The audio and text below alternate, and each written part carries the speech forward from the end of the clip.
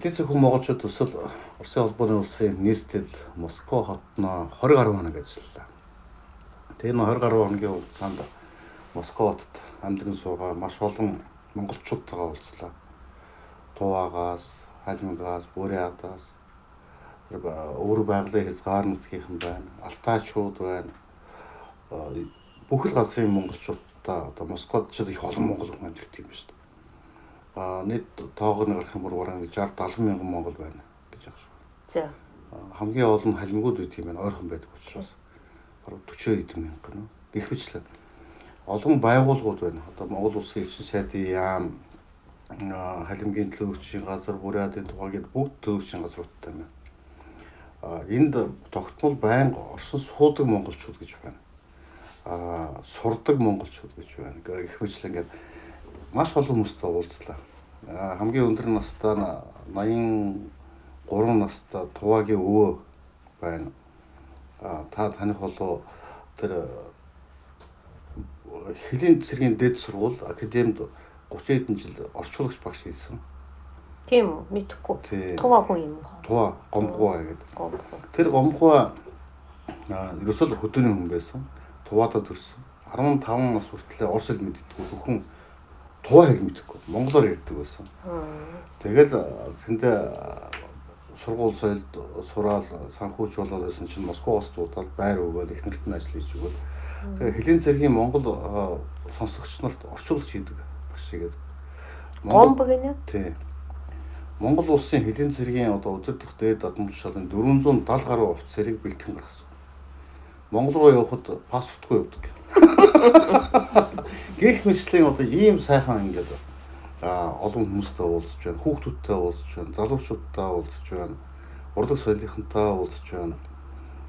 Бурят, Халимаг, Туваагийн одоо дарга нар манай Монгол Улсын элчин сайдын яамных ингээд ер нь ингээд их баян.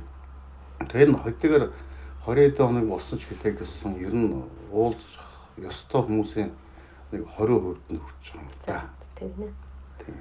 Тэг ингэж яваа.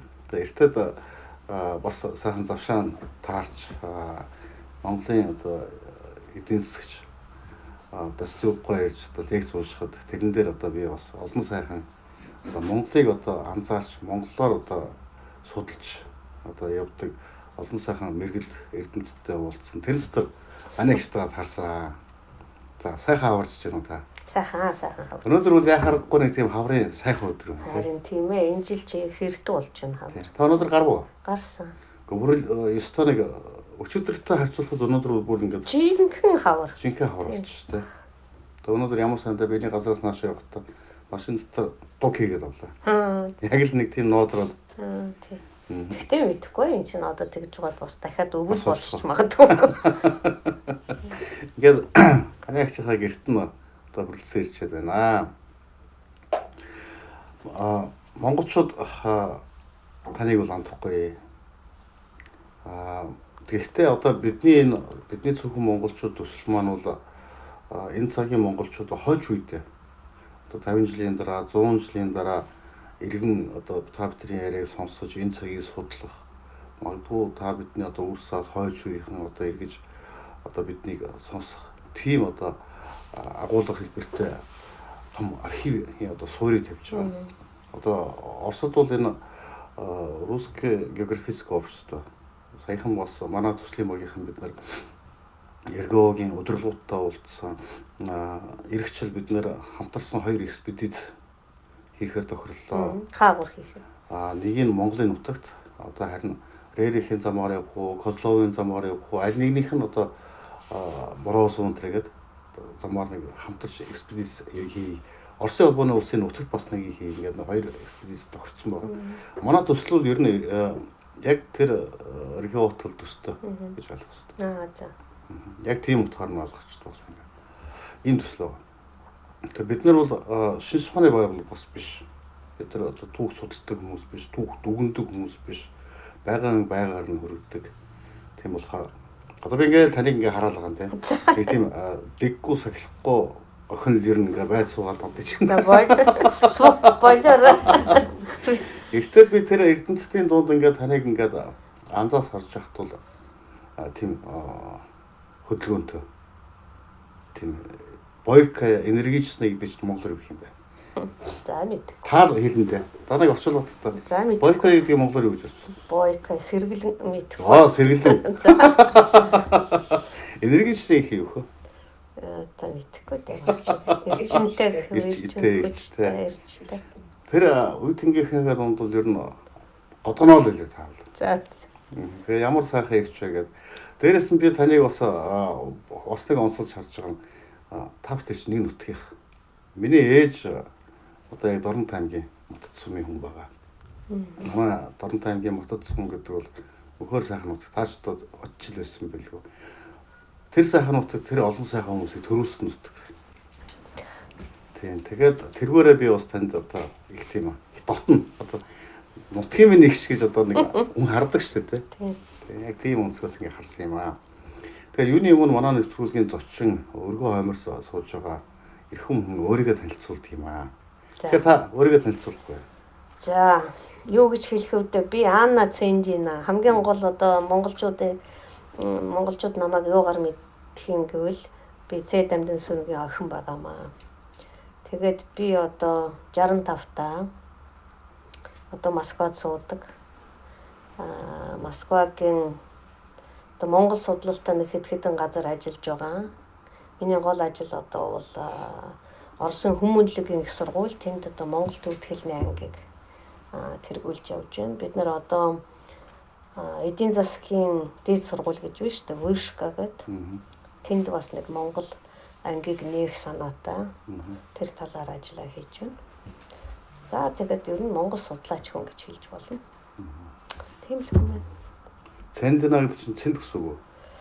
За тэр чинь бас түүхтэй. Манай аав Цэндийн Дамдын сүрэн шүү дээ. Тэгээд нөгөө Орос паспорт авахар болсон чинь манай ах нарыг Цэндийн гэд бичсэн. Тэгээд Оросоор Цэндин болцсон. Тэгээд дараад нь охин гарахад Цэндина болцсон байхгүй юу? Тэгээ охин наа нэмээд үү? За. Тийм нэг түүхтэй. Ер нь манай аавын овог. Цэндинаг болоход аав нь юу гэсэн бэ ер нь? Цэндүү? Биш ээ, Цэндина гэдэг одоо нэр зүүчлэхээр одоо юм хэлжсэн. Үгүй тэр паспорт авахд л одоо бичээд өгсөн. Манай бид нар бүгдээр өөр нэртэй шүү дээ. Манай том ах бол Дамдин Сүрүүнэвич гэд бичээд тэгээд нэг Орос хүүхэн алдаа Дамдин Сүрүүнэвич гэд бичсэн. Хэвээрээ. Тэгээд дараагийн ах гэхэр чинь үгүй Сүрүүнэвич тэр манай дараагийн ах төрөхөд 42 онд яг Кирилл үсэг нэвтрүүлж байсан. Манай аав зохиож байсан. Тийм учраас Сүрэнэвич гэд бичсэн. Дараагийн ах төрөхөд чинь 46 онд манай ээж одоо энэ Дамдин Сүрэнэвич гэж ямар одоо яршигтай юм бэ? Дамдинович болгосон. Тэгээд намайг болохоор бас Дамдин болгосон. Тэгээд нэг тийм түүхтэй. Миний санаж байгаагаар хэрвээ аав нь монгол хэлэн дээр тиймэрхүү дэггүй сахилгуудл байх юм бол нам авах байсан баг те. Орос хэлийг үнэн тоодгүй гэж байдаг. Манай аав? Тийм. Гэхдээ манай аав орос хэлийг тоодгүй байсан гэж хэлж болохгүй. Тийм бюрократический юмыг тоодгүй. Бюрократический юм. Тийм нэг бичиг алдах байраг тэр. Хэрвээ монгол хэл дээр ингээд замбраагүй янз янзаар бичээд авах юм бол тэрийг хамгийн түрүүнд тас зохиж тосох байсан баг тийм. За мэдэхгүй дээ. Мэдэхгүй. Одоо бид нар чинь монгол хэлээр яриад байгаа яг хэний имхэрсэн зэгсэлсэн хэлээр яриад байхаар аавынх нь монгол хэлээр яриад байгаа шүү дээ. Тийм ээ. Бид нар бичиж байгаа, ярьж байгаа, хэлж байгаа болгондоо аавынх нь заасан тэр замаар дүрмээр л амьдарч байгаа шүү дээ. Тийм. Тэгээ өнөөдөр хүртэл одоо шин би мөнгөчлөөний зоригт ер нь өөрчлөлтөө шүү. Орос хэлэнд их самбраагүй шүү дээ. Үгүй. Орос хэлэнд чинь нэр Монгол нэр бурятуудын нэр ороход тэр Оросын формальны юунд ороход бол формат руугаа ороход бол янз янзаар орж байсан. Одоо жишээлбэл бурятууд зарим нь овг нь бол ааваараа зарим нь өвөөгөөрөө хийцэн байгаа шүү дээ. Тэр ааваараа нөгөө нэг фамили хийгээ тэгээ овг отчество хаавна гэхээр за өвөөгийн отчествог аваад тавьчихдаг байсан. Янз. За яг ингэ дараа нь орё. Тийм. Хаан төрсөн юм да? Би Улаанбаатарт. Улаанбаатарт аль төрөхөд? Нэгдүгээр төрөхөд.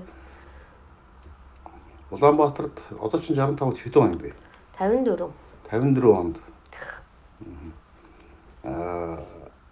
Тэ чин айлаа хэд хүүхд бол төрж байгаа лээ? Дөрөвт хамгийн бага нь. Тий. Аа? Тий. Дээр 3 ахтай. 3 ахтай. Аав ээж 4 ахын хамгийн бага гэдэг чи одоо айлын хамгийн эрх хамгийн гол тусан одоо миний төрийн яг тийм хүн л байх хэрэгтэй зөв үү? За тийм баха. Ер нь таныг хамгийн их хэрэглүүлдэг нь аав нь уу, ээж нь уу, ах нь уу хэн бэ? Хамгийн их чихэр авч өгдөг байсан. Үсийн самундаг одоо сүлжиж өгдөг байсан. Үгүй манай аав тийм юм хийхгүй. Манай аав чи одоо ажиллаа хийгээл явдаг хүн байсан. Тэгээд яахав манай ах нарыг ерөөсөө нэг их яадаг байсан маа. Намайг жоохон тэгэж одоо нэг чихэр мэхэр авч өгөх байл. Гэхдээ тэгтээ манай ах нарт бас одоо дугуй муугаа авчвасан. Ер нь бол аав хүн бол хүүнэртэй бол жоохон хатуу талдаа ч юм уу. За тийм байж магадгүй. Дотроо харилж байгаас гаднаа нэг тийг гаргахгүй хичээдэг ч юм уу. Одоо хүүхдүүд нар одоо ингэ шүү дээ. Тийм ном гүйж ирээд ингээд наалтчаад нотой хүмүүс байгаа дэвэл тэгээд одоо илэн үнсэн өндөр. Тэгэн. Тэгээ намайг ч одоо хамгийн ихэн тэгэж одоо их анхаарч явсан хүн гэвэл бүгдээрээ. Манай ах нар ч байна, манай ээж ч гэсэн, манай аав ч гэсэн. Тэгэд би их тийм бас нэлээд зөрүүд характертай. Тийм шүү. Тийм. Тэгэхээр нь одоо үгүй бол үгүй. Тийм учраас одоо тэд нар бүгдээрээ бууж өгдөг. Надад тийм л байсан. 54 он. Аав нь донд ангийн матцсан. Тийм. Ээж нь Петербург. Орос хүн. Еврей хүн. Еврей хүн үү те. Аав ээж нь ер нь хаана ядалсан юм? Манай аав Ленинградд очиж сургуульд орсон шүү дээ. 33 онд ирээд тэгээд манай ээжтэй 34 онд танилцсан. 33 он тий. Манай ээж бол монгол хэлний ангид орсон байсан. Тэр чин зүгээр нэг жирийн тийм нэг айлын охин байсан. Манай ээжийн аав нь бас их хувьсгалч хүн байсан.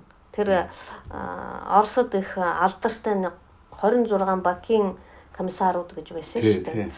Тэрний нэг нь Зевин гэж байсан. Тэр бол одоо манай өвөгийн ах нь. Тэгээ тэр хоёр их тийм хувьсгалч байсан. Тэгээд манай ээж нэг тийм чихрийн фабрикт сургуулийн дараа чихрийн фабрикт үгүй. Тэр чинь Краснак цаар Ленинград юм чинь одоо аль нь байсан Крупскагийн одоо Крупскагийн нэрмжид байна. Тэгээд тэнд нэг ажиллаж байсан. Тэгсэн чинь за тэд нар тэр үед чинь хуваараар сургуульд оруулдаг байсан шүү дээ. Тэгээд за Люся чи одоо монгол хэлний ангид одоо их сургуульд ор гэв. Тэгээд тэр үед чинь манай ээж бол одоо монгол гэж ямар юм бэ гэдгийг юу вэ? Үгүй би монгол хэлний ангид орохгүй гэд. Өөрөө бол нэг германтай, францтай байсан. Тэгээд за чи тийш ороод тэгээд тэндээ өөрөө нэг уучраа олоод тэр герман байна уу, франц байна уу тийш шилжээд. Герман, францыг би даад сурсан. Үгүй. Тэр үед нэг интернатад сурч байсан. Тийм. Тэгээд тэнд сурсан. Тэгээд монгол хэлний ангид орсон байхгүй юу? Тэгээд тэр үед нэг Бурдуков гэж хүн байсан шүү дээ. Тэр бол багшилж байсан. Тэгээд манай ээжд их сайн, манай ээж гэсэн их сайн байсан. Тэгээд Бурдуков охин манай ээжтэй нэг анги байсан. Тэгээд манай ээж шууд гарыг игээд байсан. Тэгээд Бурдуков бол гойсон. За Люся чи нэг жоохон төр энэ ангид жоохон сууж. Яагаад гэвэл эдгээр дандаа сэхэтнүүд дандаа нөгөө хөрөнгөтний айлын хүүхдүүд байгаа бусдын. Чи ганцаараа пролетар. Тийм учраас чи гарчих юм бол энэ ангийг хаачна. Тийм учраас чи нэг жоохон тогтож үзгээд. Тэгээд л манай ээж үлдсэн. Тэгтэл аав нь. Тэгсэн тэр Бурдуков бол ерөөсөө Ленинградад очсон одоо монгол оюутнууд хүүхдүүдийг бол их харж байсан, анхаарч байсан. Өөрөө сайн Монголтой, Монголд их сэтгэлтэй тийм хүн байсан болохоор тэр залуучуудыг дуудаж одоо хоол моол одоо янз бүрийн зөвлөгөө өгөн амьдралд их туслана. Тэгээ манай аав их очдөг байсан байхгүй юу. Манай ээж болохоор тэд нар охинтой нэг анги болохоор бас их ордог байсан. Тэгээд тэдний танилцсан. Нэг гэр бүлийн манай нэг тийм домог байдгийн тэр арай үнэн биш байх гэж би боддгийн. Тэр Бурдуков ингэж хэлсэн манай аавд. За дамдын чи орос хэл сурах гэвэл нэг орос охинтой найзал. За чи энэ Тасягийн нэг охиных нь тэр бодрушкнараас хинтэй найзлах гэсэн чинь энэ үнтэй гэдэг нэг зурган дээр манай ээжийг заасан гэсэн. Тэр үнэн бахав. За тэр домог аа. Үнэн бахав. За тэгэж ярьдаг. Ер нь ингээд хуучны хүмүүстэй би ингээд уулзаад яриад явж байхдаа та нар хоёр яа танилцсан юм. Тэр их олон баялаг түүхтэй. Одоо шинэ өвөг дээдс өвөө эмээ аав ээж нар бүр ингээд багт нь одоо сүйд авчдаг. Оо за тийм. За тийм тохиолдол маш их байдаг. Одоо тэгэл тэгээд нэг 4-5 жилдээ нэг эргэж ирдэг чихэр боомогддог ер нь ингээл хараад явдаг. Тэгээд том болохоор нийлүүлдэг. Эсвэл нам гэдэг одоо хаяа суу гэд суулгачсан гэр бүлзэндээ байна. Өнөөдөр хүртэл ингээд ад жаргалтай олон 10 жил амьдсан маш олон болцсон сайн жишээнүүд бас байх юм. Бие бинийгээ мэдэхгүй захаа бичлэлсээр байгаа суудсан. Эсвэл одоо бие бинтийгээ уулздаг ч гэсэн одоо тэр үуч одоо хайртай дуртай одоо суугаас гэж ярьдаггүй заавал захаа бичдэг тийм. Тэгэхээр зарим эгчнэр бол их хонгороо одоо ингээд чимдаан дүүрэн захаатай. Энэ залууг бол одоо ийм их захаа авч бичсэн юм дэрэг. Ийм олон түүх байдаг. Тэгэхээр тэр олон түүхүүдийн нэг нь одоо бас энд болж ах шиг байна л да тийм. Яг манай аав ээж бол тийм л түүхтэй. За манай хоёр тэнд ингээд танилцаад авчээ. Тэнд ингээд найз нөхөд болжээ. Тэгээ дараа найз. Тэгээ дараад нь яг ингээд найзлаад яваад байсан. Тэгээд манай аав бол нөгөө нэг юу лээ чиф тэр үе чиф их болсон. Тэр өвчин. Тэгээ манай аав өвдсөн. Тэгээд эмнэлэгт хэвтээд тэнд нэлийн тураад тэгээд байжсэн. Тэгээ манай ээж эмнэлгээс шууд одоо гэртээ аваад ирсэн. Тэгээд тэр хоёр хамт суусан. Тэгээд манай том ах 37 онд гарсан. Энд Ленинград. Ленинград. Манай дөрөв одоо бидний хоёр нь бол Монгол төрсэн, хоёр нь Ленинград. Тэгээд нөгөө Ленинградд төрсэн хоёр бид нарыг одоо энэ монголчууд гэдэг. Бид нар энэ муу орсууд гэдэг. За ээж нь дуртай дургүй ямар ч байсан монгол хэл сурсан. Тий. Магадгүй дургуун хэлүү байсан. Одоо өөрөө дургүй байсан эхлээ. Гэхдээ одоо яахад тэгж жаад. Хайрл дурлаад одоо хань ижилтэй болцсон. Сүүлд тэгээ Монгол руу явж. Тий. Тэр дуртай явсан бол. Юу гэж ярьдаг? Гэхдээ яг манай аав бол Ленинград аспирантурд байсан шүү дээ. Тэгээд 30 хэдэн онд 38 онд Монголд дуудаад явцсан. Дуудуулаад тэгээд тэнд нэг 2-3 сарын дараа шоронд хорьсон. Тэгээд манай ээж бол одоо манай том ахтай тэр үед чинь хэдэн настай 1-2 настай байсан. Тэрнтэй үлдсэн. Нөгөө ааваас ямар ч сураг мэдээ байхгүй. Тэгээд тэр чинь 37-8 он чинь хэцүү байсан шүү дээ. Хүмүүс чинь тэр чигээр ингээ алга болчдөг байсан. Тэгээ манай ээжийн нэг багш байсан. Кюнер гэдэг алдартай хятад төвд судлаач тийм нэг хүн байсан төвч. Тэр бол манай ээж ажилд орсон байсан. Тэгээд тэр бол хэлж байсан. Лүсэ чи одоо чамааг энэ дамдын хайцсан гэж ярьж. Тэгэхгүй бол одоо тэр нь тэнд одоо ингээ баригчлагдаад суусан байвал энд бол тийм холбоотой байгаад тийм хэцүү болно. Тэгээд байсан чинь манай аав нэг жил гарan сууж байгаа тэгээд гарсан. Тэгээд 41 онд гарчаад тэгээд манай ээжийг дуудсан. Тэгээд манай ээж одоо манай ахыг ингээ аваад нэг чамдаа аваад тэгээд цаашаа явсан. Тэгээд тэр үед чинь нөгөө зам мам гэхээр одоо мэдгүй эрхүү хүртэл одоо төмөр зам байсан юм уу хаана хүртэл Красноярск юм уу мэдгүй би одоо мэдгүй. Тэгээд тэндээс хаашаа ингээд яваад тэгээд нэг улаан үд билүү эрхүүгээс нэг цэргийн онгоцоор ниссэн гэсэн. Тэгээд нөгөө нэг кукуруз нэг тэр нэг юу гэдэг вүлээ нөгөө хоёр юутай. Тэгээд тэрүүгээр нисээ тэр хаалга нь ерөөсөө цоожгүй гинэ. Савчаад ирсэн. Тий. Тэгэхээр н одоо ингэж явж байсан гэсэн. Нөгөө ийшээ ирэхэд нөгөө хаалга нь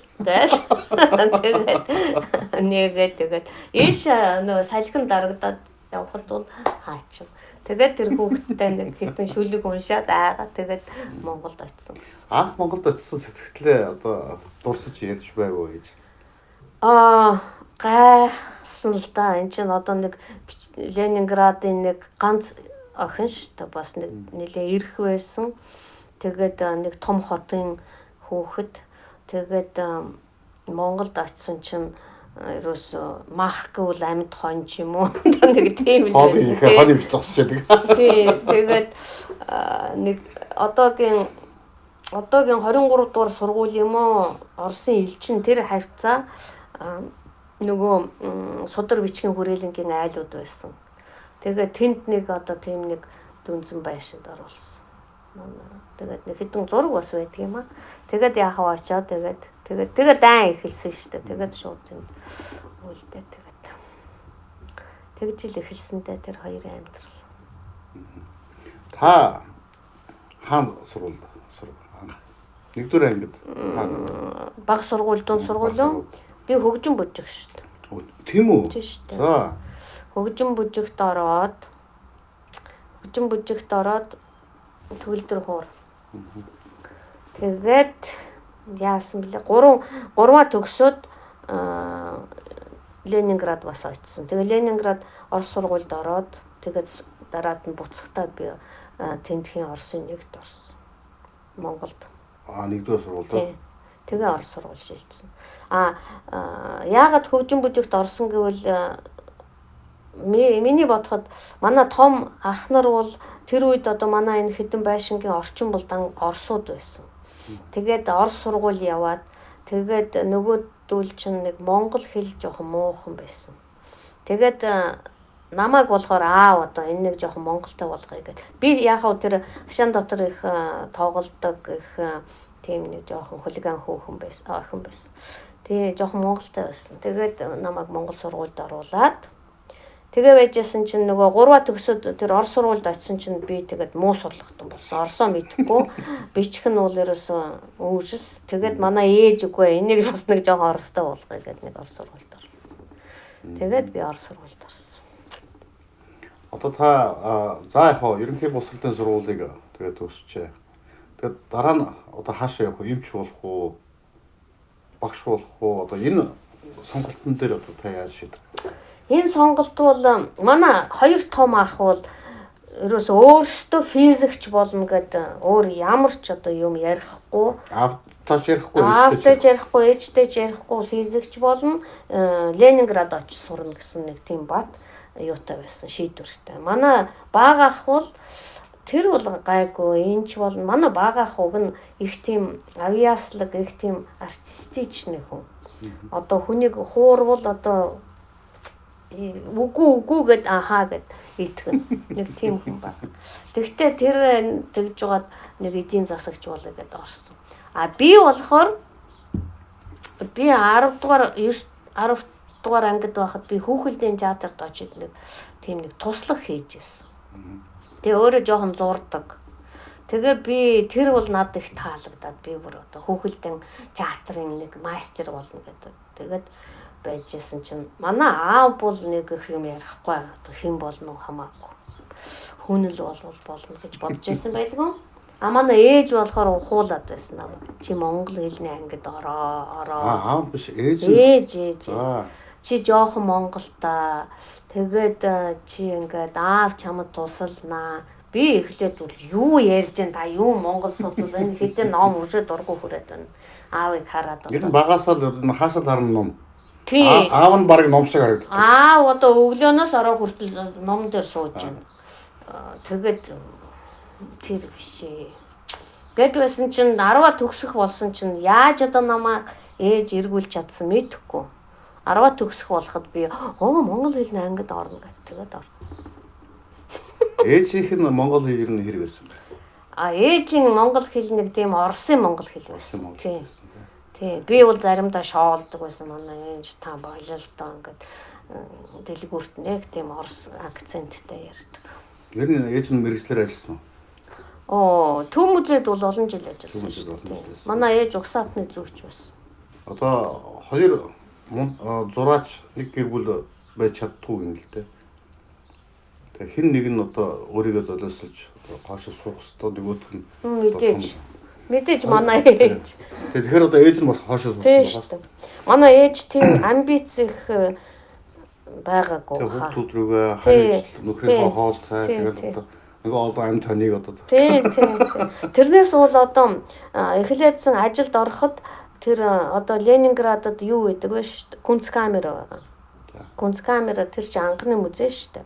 Тэгээд тэнд манай ээж ажиллаж байсан. Тэр чинь одоо нэг угсаадны зүй музей. Тэгээд тэнд бол одоо нэг хэсэг бараг одоо орлогч дарагч хийж байсан. Нэг орлож өөрхөн багш орлож байсан. Тэгээд тентхийн тэр үеийн нэг юмыг бас нэг жоохон би үзэж уншсан. Их тажгүй. Ер нь явбал явах л байсан. Тэгтээ өөрөө бол тэгэл гэр бүлтэй амьдралаа. Би нэг зориулаад өөрийнхөө охиныг дагуулад усан сэлдэг болно гэдэг бассейнд очиод. За. Хөтлөө явжсэн чинь аваал гэдэг. Энэ аав ээжтэр өөрсдийнхөө хийж чадаагүй юмыг хүүхдтэй сурах гэдэг. Гэж надад хэлжсэн байхгүй.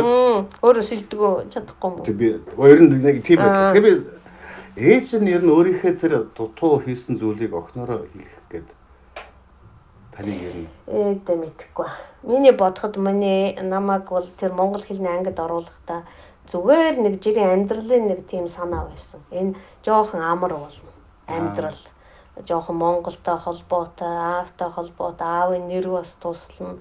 Нэг 2 3 үг монголоор хэлцдэг. Тэгээд гайгүй шиг нэг полигч бүжид гэж бодож байсан. Одоо энэ хүчин бүжигт 3 жил болж, за сүүлд нь ирээд 1-р сургуульд сурж, багын одоо тоглож өссөн одоо анд найзууд байна. Ямар хүмүүс байна?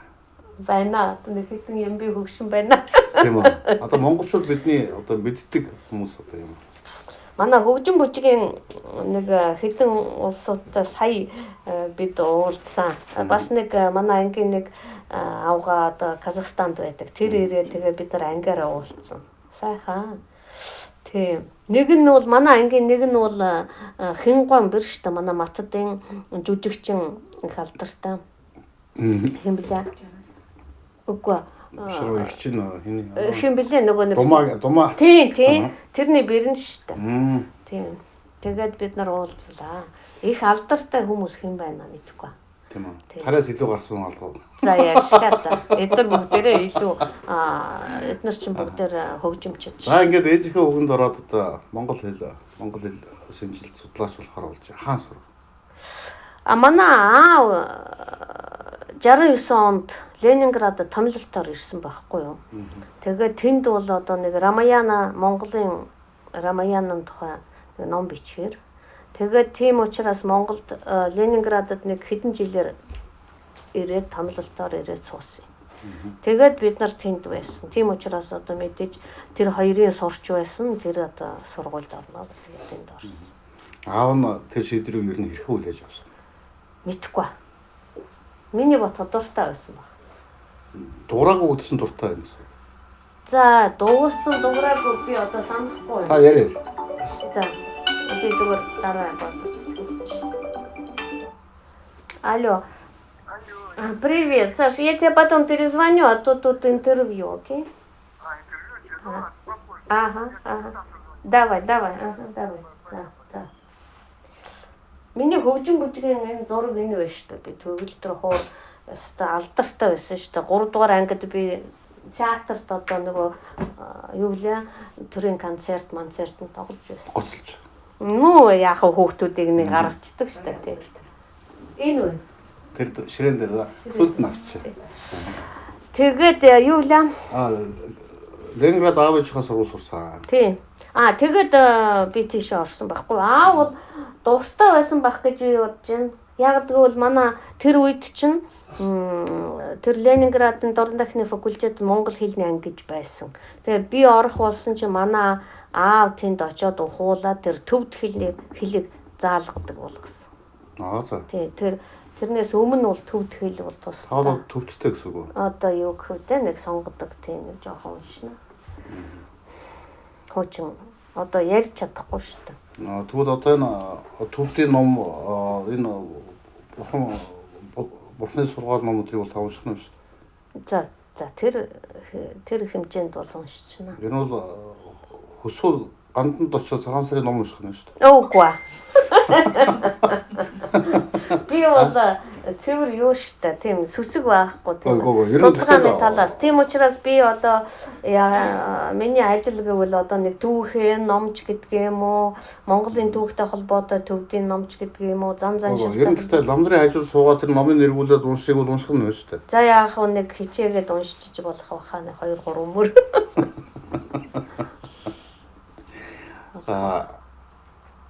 Аав нь ч одоо тусалдаг байсан баха. Ээж нь ер нь оюутан багт ээжээсээ их юм асууж байв уу? Эсвэл ааваасаа бас асууж байв уу? Энэ оюутан хөгч чинь гэрийн даалгавраа хийгээд судалж байхдаа ааваа энэ юу гэж байгаа юм. Үгүй тийм юм байхгүй. Манай аав одоо бид нарыг одоо айл ангид байгааг ч бараг мэдэхгүй шүү дээ. 7-д байна уу, 8-д байна уу гэж мэдэхгүй. Яг хоо охин нь сургуульд байна, 1 байна уу, 2 дугаар курст байна уу бас бараг мэдэхгүй шүү дээ.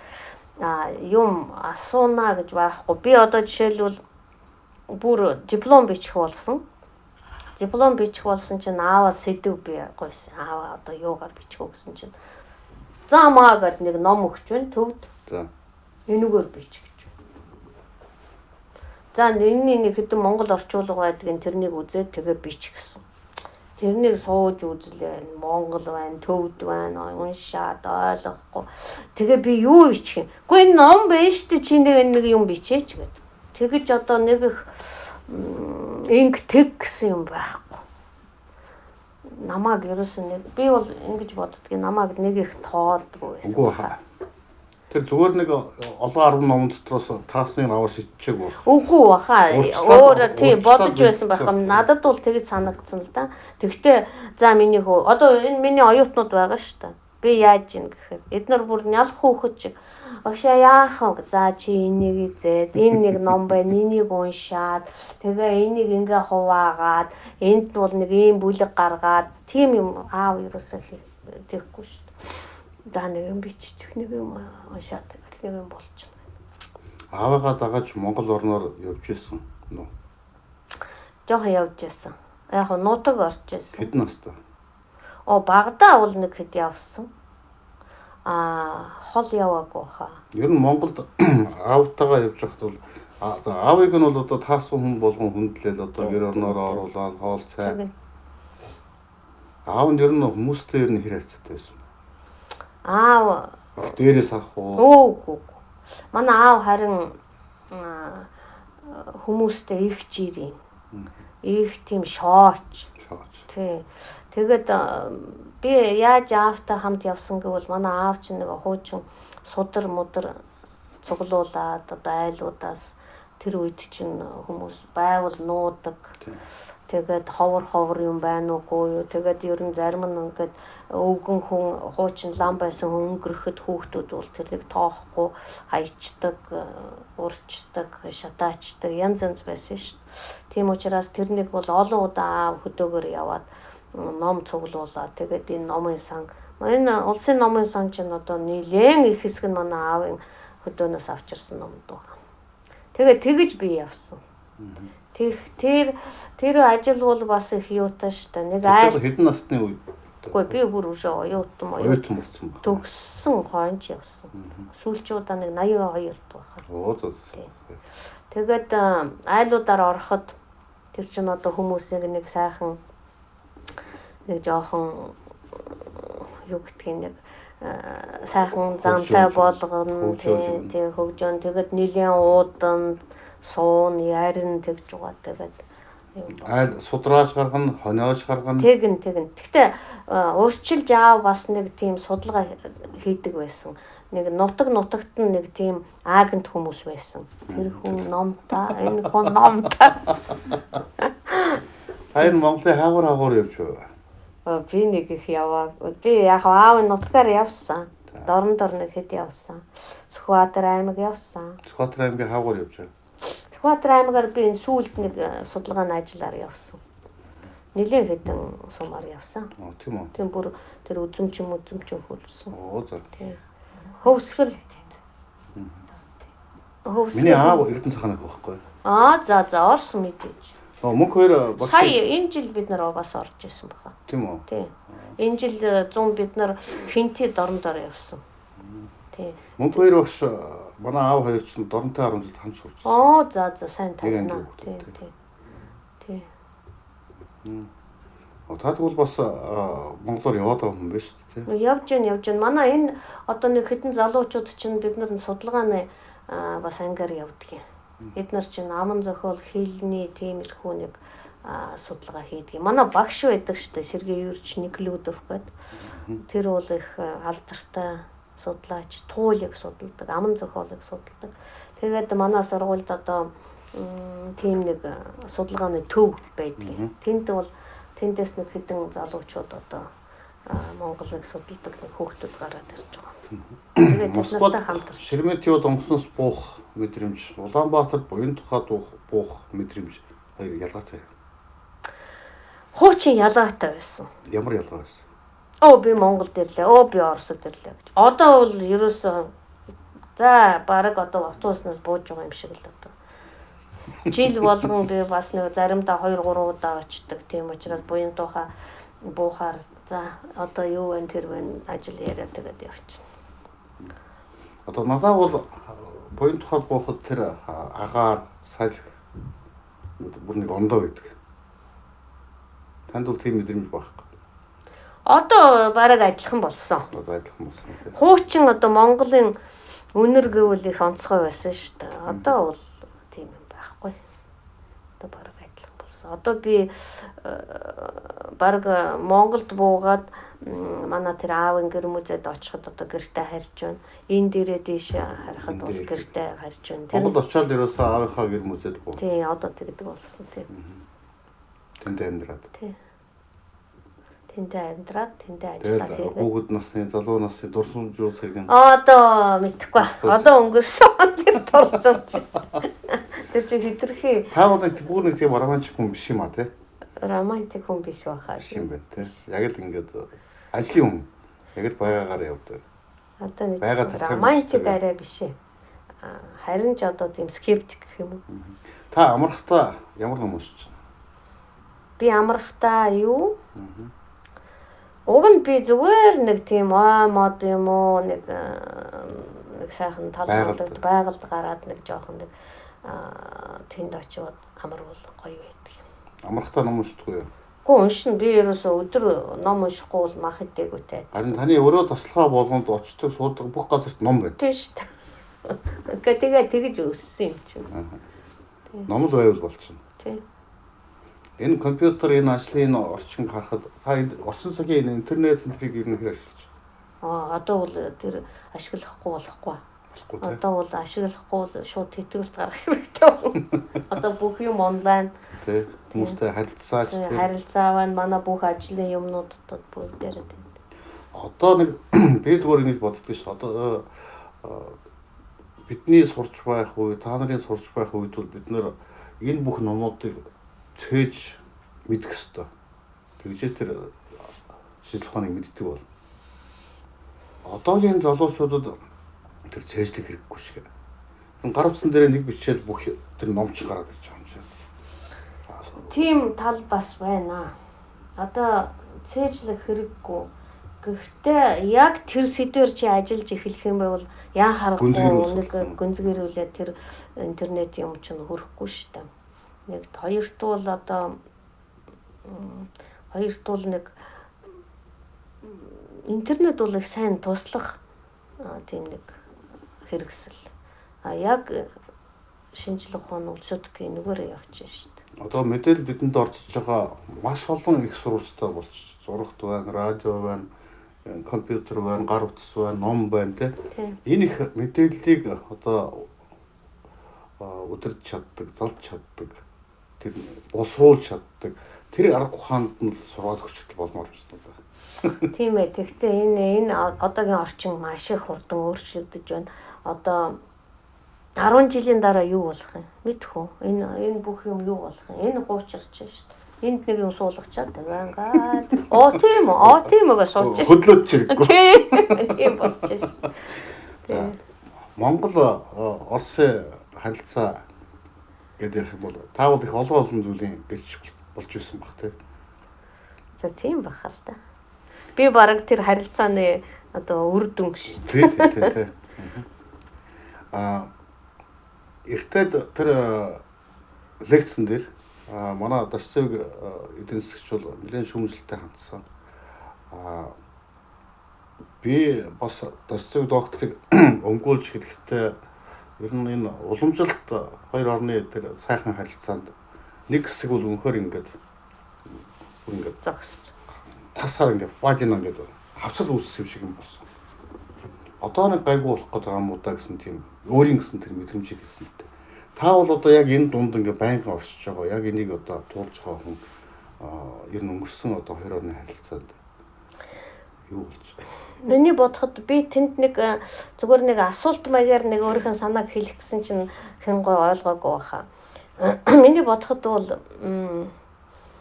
энэ Орос Монголын харилцаа бол их түүхтэй, янз янзын түүх байсан, сайн ч байсан, муу ч байсан.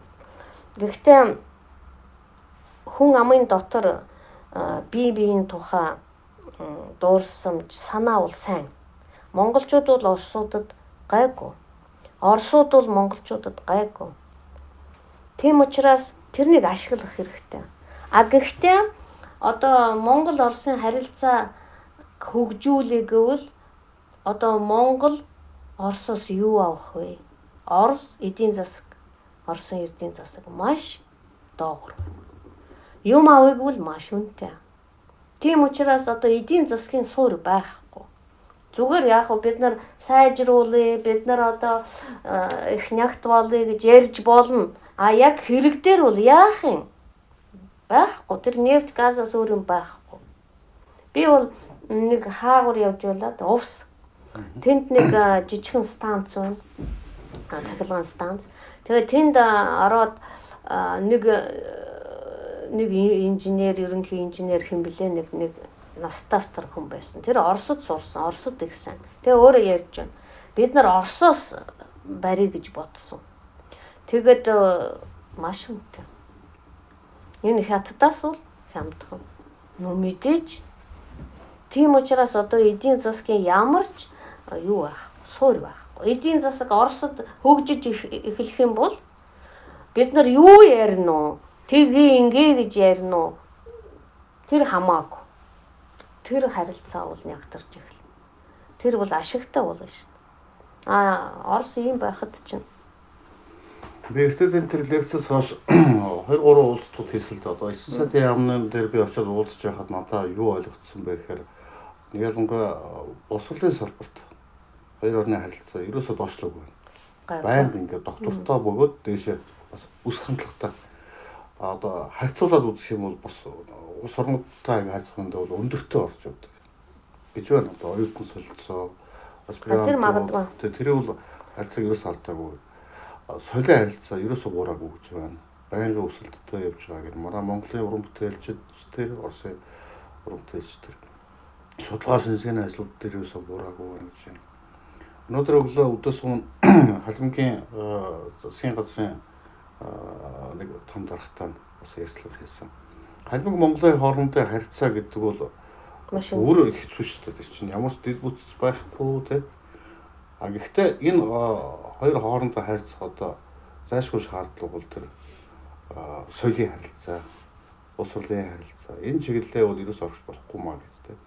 Тэгэхээр одоо ингээд бид нэр заавал одоо харилцаатай байх ёстой гэдэг үүднээс дотаацтай засгийн одоо дэмжлэгтэй тийм ашиггүй 8 энтер бол бас хийж болохгүй шүү дээ. Тэгэхээр одоо ингээд стоноо цагаараа одоо захирал югээрээ те. Нэг ийм л байх ёстой байна гэж.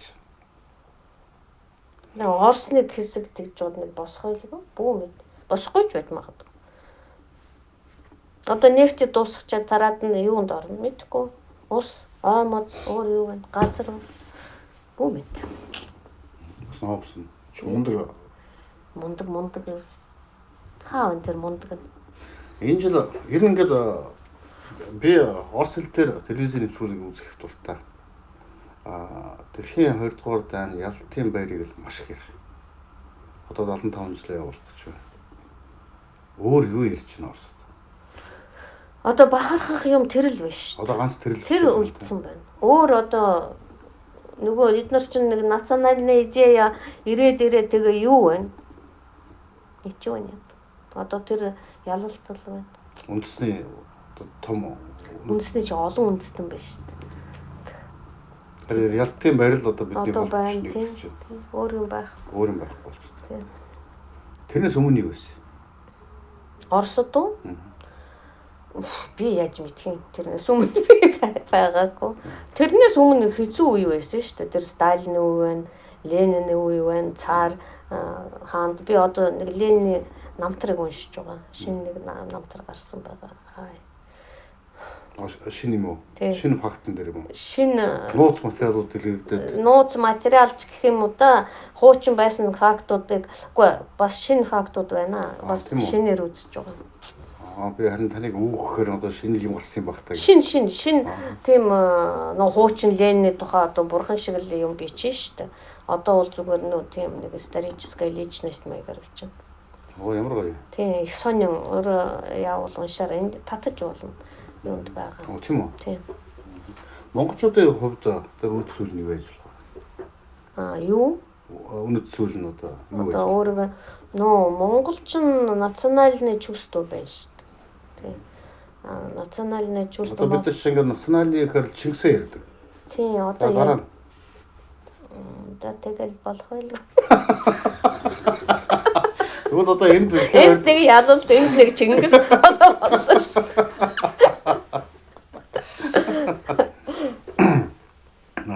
Элчин сайдын яамныхантай уулзж байхад бол Монгол судал, Монгол хэл энэ чиглэлд таал одоо мэдгүй олон хүн байна шүү дээ. Нэг газар нь хаагддаг, нөгөө газар нь та очиод нээждэг гин тэ. Арай одоо бид нэг шинэ газар нээж байгаа тийм. Нээж байгаа тийм. Тэр арай жоохон нэр хүнтэй газар. Тэгээд хүүхдүүд бол Вишка гэдэг. Вишка тийм нэлийн өндөр оноотой очдог. Тийм. Тэгвэл энэ чинь миний шийдвэр биш ээ. Бид нар бүх институтаар ингэ шилжиж байгаа. Аа за. Тийм. Бүх дорн дахны институт гэж байгаа. Тэр нь шилжиж байгаа. Тэгээд яхаа дахиад нэг анги авна одоо 20 онд. Тэгээ юу болох нь. Яг нэг хэдийн шав гарсан. Хүчмүжийн дунд сургуульд орохдоо шалгалт өгж орсон уу? Тэгсэн. Ямар дуу дуулсан? Юу лээ. Би чинь их муу штэ. Ерөөсө манай аав бол Монгол гэхэд би бол ээжд хэлдэг байсан. Ээжээ. Та за яах Монгол хүнтэй сууя гэвэл нэг ядахтаа нэг сайн дуулдаг, сайн хоолойтой, сайн шүттэй хүнийг одоо сонгож авахгүй. Манай аав ерөөсө дуу голос яах вэ зөв слух байхгүй.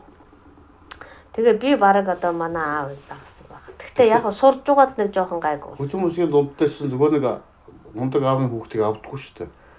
Тэр чинь Монголд тэр үед би чинь бараг анхных гэж арай биш л дээ. Гэхдээ би 61 онд орсон шүү дээ. Нөгөө тэр Хятад элчингийн тэр байрыг яг шинээр барьсан. Тэгээ тэнд орсон. Бараг одоо цэтэн болгон авгаа одоо бид нэр ингэж байсан шүү. Тэгж та тэгээд тэрийг санаж байна уу?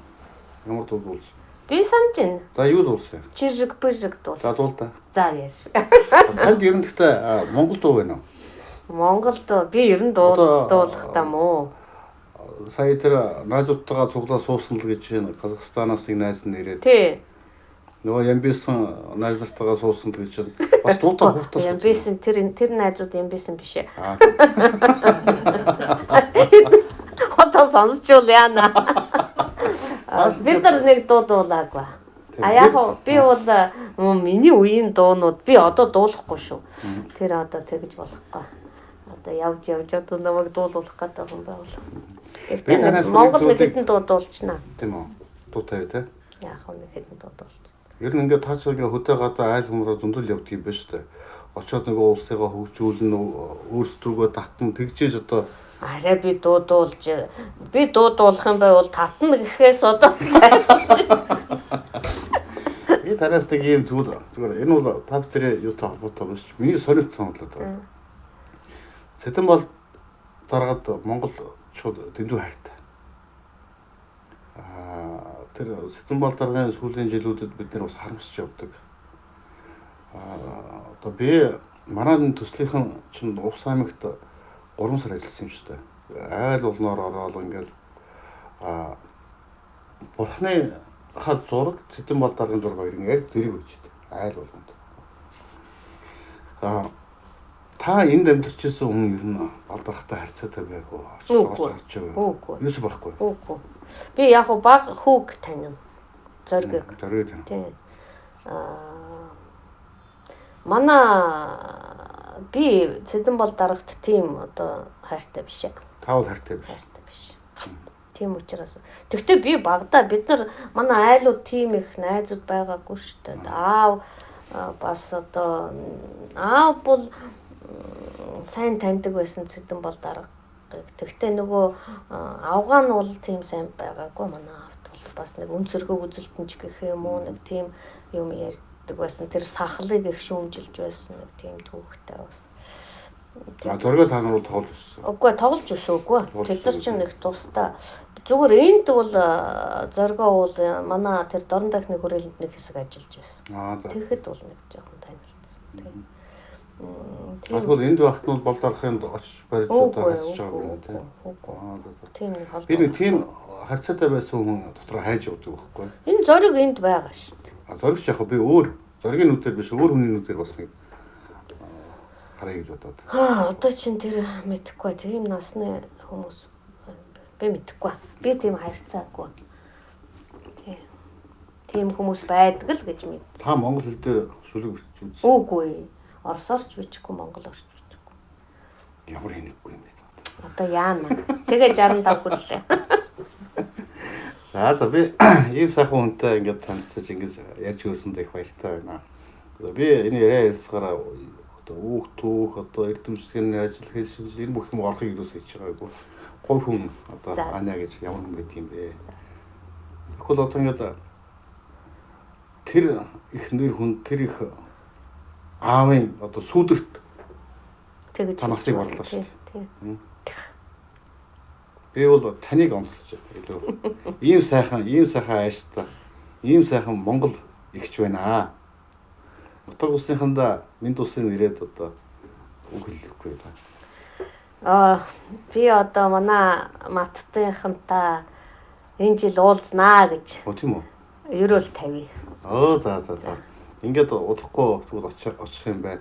Хөдөө одоо явахаар бол та надад заавал хэлээрэй.